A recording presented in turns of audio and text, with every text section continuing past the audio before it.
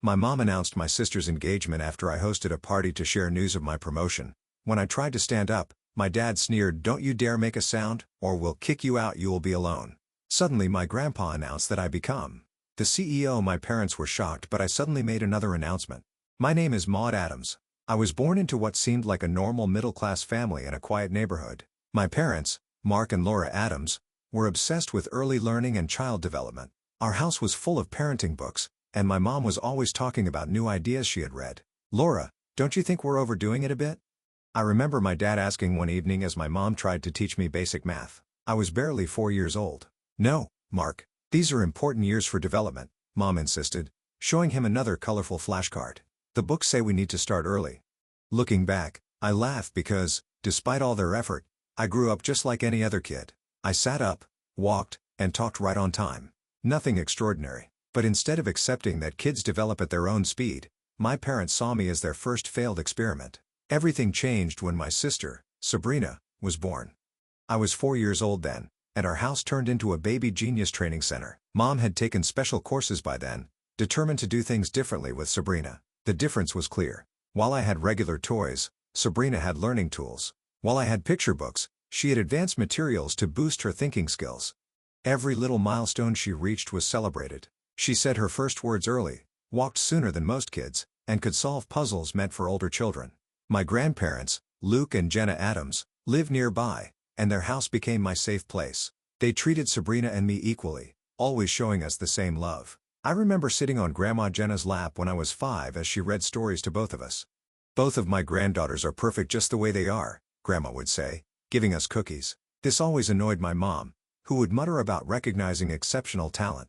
"Laura," Grandma once said firmly at a family dinner, "children need love, not pressure. They're not experiments." "Mom, you don't understand modern parenting." My dad replied, defending my mom. "Sabrina shows real promise. We need to nurture that," Mom added. I sat there quietly, pushing peas around my plate, already understanding how my parents saw me. I was just the practice run, the rough draft, before my parents created their masterpiece. Elementary school was pretty normal for me. I wasn't the best student, but I wasn't the worst either. I made friends, did my homework, and enjoyed being a regular kid. My report cards were mostly BS with an occasional A, which I thought was fine. My parents, though, barely noticed them.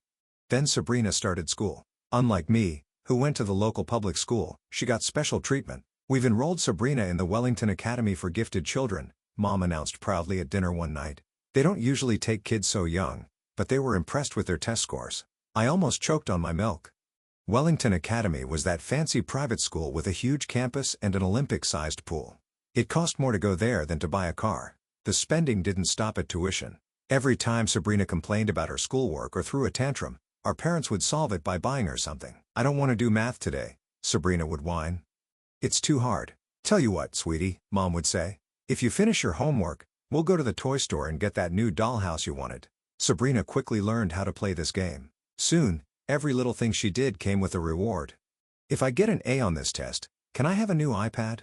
I'll do extra credit if you buy me those designer shoes." Meanwhile, I sat alone at the kitchen table, quietly doing my homework. No rewards, no special attention. Once, I got the highest score in my class on a science project. I built a solar system model and worked on it for weeks. When I showed it to Mom, she just nodded and said, "That's nice, honey." "Oh, did you hear? Sabrina got into the advanced mathematics program." The final straw came when I was 14. I had just finished decorating my bedroom, the bigger of the 3 kids' rooms, with posters of my favorite bands and photos of me with my friends.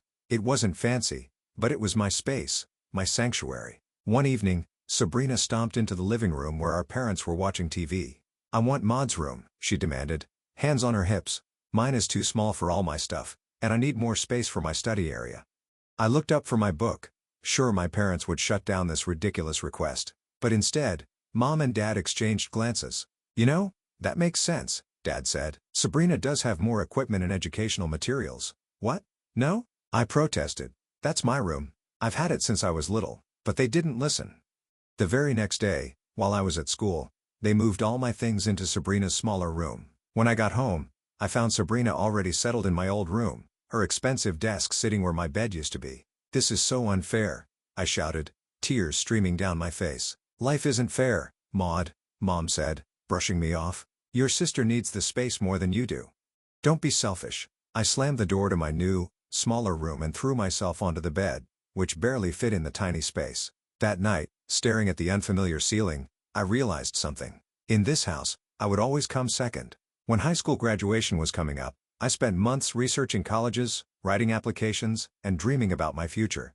My grades were decent, and I had good extracurriculars. I wasn't aiming for Harvard or Yale, but I had my heart set on solid state universities with strong business programs. Then came that family dinner. Grandma and Grandpa were over for Mom's Thursday roast, and we were all sitting around the table. Sabrina was bragging about her latest academic achievement, and Mom and Dad were glowing with pride. "So, Maud," Grandma Eleanor said with a warm smile, "tell us about your college plans. Where are you thinking of applying?" I sat up straighter, excited to finally talk about my future. "Well, I've been looking at State University's business program. They have." "Oh, about that," Mom interrupted, putting down her fork with a loud clink. "Your father, and I need to talk to you about college." She paused dramatically. "We won't be able to help with your tuition. We need to save all our resources for Sabrina's education. She has a real chance at getting into the Ivy League, and that's going to be expensive." I stared at her in shock. "You can't be serious," Grandpa Luke said, his fork dropping onto his plate. "What about Maud's future?" Mom sighed like she was explaining something simple to a child. "Look," she began. "We have to be realistic here," Mom said, her tone cold. "Sabrina is gifted. She has real potential. Maud is ordinary. She can get a job right out of high school or maybe take some community college classes. If she saves up, how dare you?" Grandma's voice trembled with anger. "How can you dismiss your own daughter like this?" "Oh, please," Dad said sharply, his face tightening. "Let's not pretend. Maud's never shown any exceptional abilities. Higher education would be wasted on her. We're just being practical." I couldn't take it anymore. It felt like the walls were closing in on me. I pushed my chair back and ran from the table, tears streaming down my face. Behind me, I could still hear the argument, my parents' so-called logic clashing with my grandparents' outrage. About 20 minutes later, there was a soft knock on my door. "Maud, sweetheart, can I come in?" It was Grandma Eleanor. I didn't answer, but she came in anyway. She sat on the edge of my bed and gently rubbed circles on my back, just like she used to when I was little. "Your grandfather and I have made a decision," she said softly. "We're going to pay for your college education. All of it." I turned to her, wiping my eyes. "What? But that's too much money." "Nonsense," she said with a kind smile, brushing the hair from my tear-streaked face. "You deserve an education just as much as anyone else. More, actually, because you've worked hard for it without any support." For the first time that evening, I smiled. In that moment, something changed inside me. I realized I didn't need my parents' approval anymore. I had people who believed in me, and for the first time, I was starting to believe in myself. College life was a fresh start. Away from my parents' constant comparisons and criticism, I thrived. The business program felt like the perfect fit. My professors praised my analytical thinking, and I discovered a talent for understanding market trends and investment strategies. Every weekend, I called Grandma and Grandpa to share updates about school. I hadn't spoken to my parents since leaving for college, and they hadn't reached out either. Honestly, that made things easier. The only news I heard about them came from my grandparents. One evening, during one of our calls, Grandma sounded worried. "You won't believe what's happening with Sabrina," she said, her voice heavy. "You know, she got into graduate by Hilton Princeton, and your parents wouldn't stop bragging about it. But once she got there, away from your parents, constantly hovering, she completely stopped caring about school." I listened as Grandma told me about Sabrina's dramatic fall from grace. My perfect sister had discovered parties, boys, and the freedom to do whatever she wanted. Her carefully crafted image as the family genius fell apart in just a few weeks. "Your mother called me in tears yesterday," Grandma said. "The dean's office sent them a warning letter. Sabrina is barely going to class, and when she does, she's either late or hungover. What are Mom and Dad doing about it?" I asked. "Oh, they're desperate," Grandma replied. "They've tried everything, threatening to cut her allowance, promising her a new car if she improves her grades, even flying out to graduate by Hilton Princeton to talk to her. But Sabrina just laughs it off." The irony wasn't lost on me. After years of giving Sabrina everything she wanted, my parents had created someone who didn't know how to handle responsibility. A month later, Grandma called with an update. "Well, it finally happened," she said. "Sabrina got kicked out of graduate by Hilton Princeton. She failed almost all her classes and had too many disciplinary issues to count." I could hardly believe it. The golden child, the genius, the one who was supposed to bring glory to the family name was kicked out of college after just 1 year. "She's moved back home," Grandma added. Your parents are in shock. They keep saying there must be some mistake, that the university didn't understand Sabrina's special needs as a gifted student. Over the next few months, during my regular calls with my grandparents, I learned that Sabrina had settled into a routine of doing nothing. She slept until noon, went out with a different guy every night, and treated our parents' house like a hotel. Your father tried to get her to at least look for a job, Grandpa told me one day. She told him that work was beneath someone of her intelligence. I felt a mix of emotions, vindicated and pleased, but also relieved that I had escaped their suffocating expectations and found my own path. After I graduated, I landed a job as a junior investment analyst at Meridian Financial, one of the top firms in my hometown. Grandma and Grandpa insisted I stay with them until I got on my feet, and I gratefully accepted. The unexpected reunion with my parents happened one Monday morning at Marshall's Grocery. I was comparing prices on organic tomatoes when I heard a familiar voice. "Maud, is that really you?" I turned to see my parents standing there. They looked older than I remembered. Mom was clutching her shopping cart like it was holding her up. "We've missed you so much," Dad said, his voice unusually soft. "Why don't you come over for dinner sometime?" Part of me wanted to say no to remind them of how they had treated me years ago, but curiosity got the better of me. "Sure," I said. When I said yes to dinner, I didn't expect how strange it would feel. The house and dining room table were the same, but everything else felt different. My parents couldn't stop talking about my job. An investment analyst at such a prestigious firm, Mom kept saying, "We're so proud of you, honey." Bill Walton told me, "They only hire the best and brightest at Meridian." Sabrina sat quietly, gripping her fork so tightly her knuckles turned white. She had just quit her third retail job that year. Over the next few years, I worked my way up at Meridian. Each promotion brought new responsibilities, and I handled them all. My parents started inviting me to regular family dinners, and I went sometimes keeping a polite but cautious distance. Sabrina, meanwhile, kept bouncing between jobs and long stretches of unemployment, never leaving our parents' house. She'd work as a waitress for a few months, then quit, claiming it was beneath her. She tried being a receptionist, but leave because it was too boring. Everything shifted again during one family dinner. Sabrina burst through the front door with a tall, well-dressed man in his 40s trailing behind her. "Everyone, this is Olivier," she said triumphantly. "My boyfriend." Olivier was polite and well-spoken. It was clear he came from money. Sabrina spent the whole evening throwing smug looks my way. "See?" she finally said during dinner, her voice dripping with satisfaction. "I bet you didn't expect me to find someone before you did, Miss Career Woman." I just shrugged and took another bite of Mom's pot roast. Sabrina's attempt to get under my skin felt childish, especially given how far I'd come. My parents, however, were completely charmed by Olivier. They hung on his every word about his family's real estate empire and his fancy education. When Olivier left, promising to take Sabrina to an expensive restaurant the following weekend, Mom pulled me aside. "Isn't it wonderful?" she whispered excitedly. "Olivier comes from such a good family. They own half the commercial properties downtown. Sabrina's finally found her path to success." I didn't bother pointing out that dating a rich man wasn't exactly a career. Some things never change. The turning point in my career at Meridian came when I spotted a huge error in one of our major investment portfolios. The senior analysts had missed a pattern of high-risk investments that could have cost our clients $1 million. I stayed up 4 nights in a row analyzing data and preparing a detailed report. At an emergency meeting, I called. Our CEO, Mr. Felix, looked at me with genuine admiration. "Miss Adams, this is remarkable," he said. "How did you catch this?" "I noticed inconsistencies in the risk assessment models," I explained. I explained my findings to the team. "If we move these investments now, we can not only avoid losses but also increase returns by 9%. My strategy worked even better than I expected.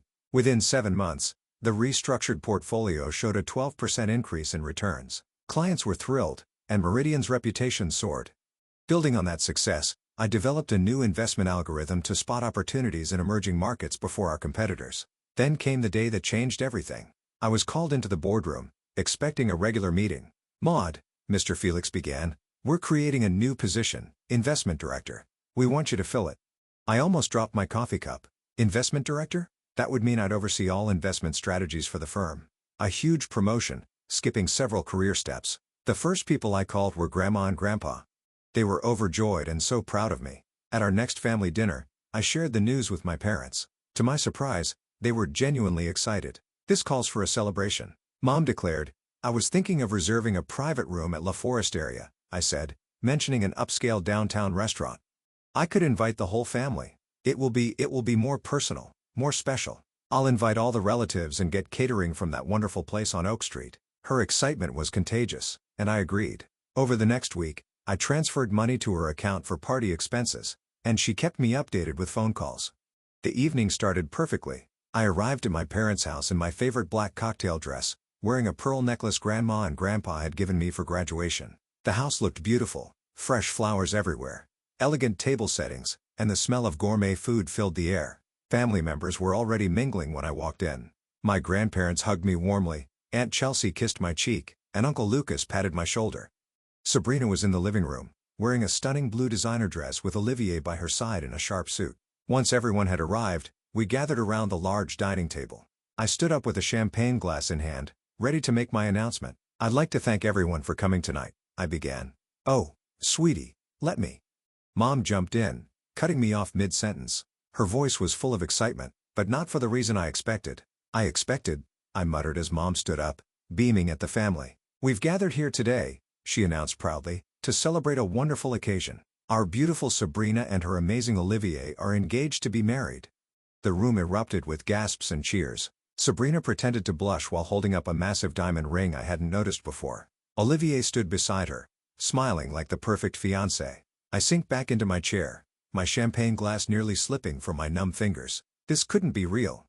The party I had paid for, my promotion celebration, had been taken over as Sabrina's engagement announcement. Looking around the table, I saw nothing but joy on everyone's faces. Even Grandma and Grandpa were smiling and congratulating the couple.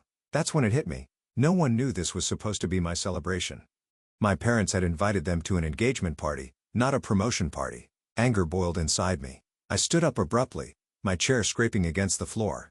But before I could speak, I felt my father's hand grip my wrist. His smile stayed fixed for the guests, but his whispered words were icy. "Don't you dare make a scene," he hissed. "If you ruin this for your sister, we'll cut you off completely. No inheritance, no family, nothing. Sit down and smile." I yanked my hand free. "No," I said, my voice sharp and clear, cutting through the chatter. "Everyone needs to know the truth." The room fell silent. Sabrina's smug smile froze.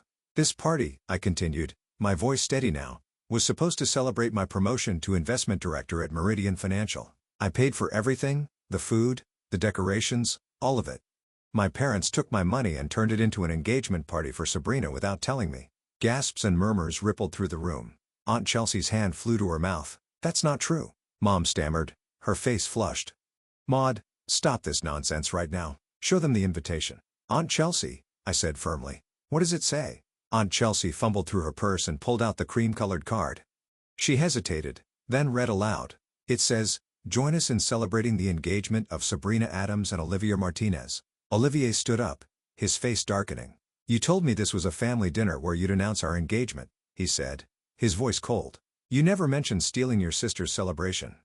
"Charlie, baby, let me explain," Sabrina pleaded, but he cut her off. "No," he said firmly. "I've seen enough. I won't be part of a family that treats people like this. This engagement is off." He turned to me. "Maud, I'm sorry. I had no idea." Then he walked out. Sabrina's face twisted with rage. "Look what you've done," she screamed at me. "You've ruined everything. You're just jealous because I found someone, and you're still alone." Sabrina sneered. I laughed, shaking my head. "Jealous? I'm the investment director of a major financial firm. I don't need to steal someone else's party or marry a rich man to feel successful." "That's enough," Dad shouted, standing up. "You've gone too far, Maud. You're no longer part of this family. Consider yourself disinherited." "Fine by me," I shot back, but before I could say more, Grandpa's voice cut through the tension. "Actually, Mark," he said, rising to his feet with Grandma by his side, "your inheritance won't matter much. Eleanor and I have already changed our will. Everything we have is going to Maud."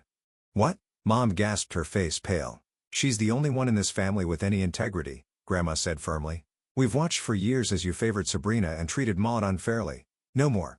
The room erupted into chaos. Relatives began leaving in a hurry, clearly embarrassed. Sabrina ran upstairs in tears, and my parents stood frozen, unable to respond. I picked up my purse and walked to the door, my head held high. "Goodbye," I said without looking back. "Don't contact me again." That was 4 years ago. I haven't spoken to my parents or Sabrina since that night.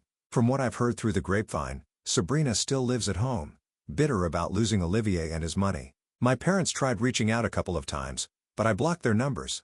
My grandparents, though, have remained my rock. We have dinner together every Thursday, and they're prouder of me than my parents ever were. Sometimes I think about that night and realize it was the best thing that could have happened. It freed me from seeking approval from people who were never going to give it. Last week, I was named the youngest CEO in Meridian Financial's history. When I told my grandparents, Grandma cried happy tears, and Grandpa opened a bottle of champagne he'd been saving for special occasion. To authenticity, he toasted, and to finding your own path, I raised my glass and smiled. I was finally exactly where I was meant to be.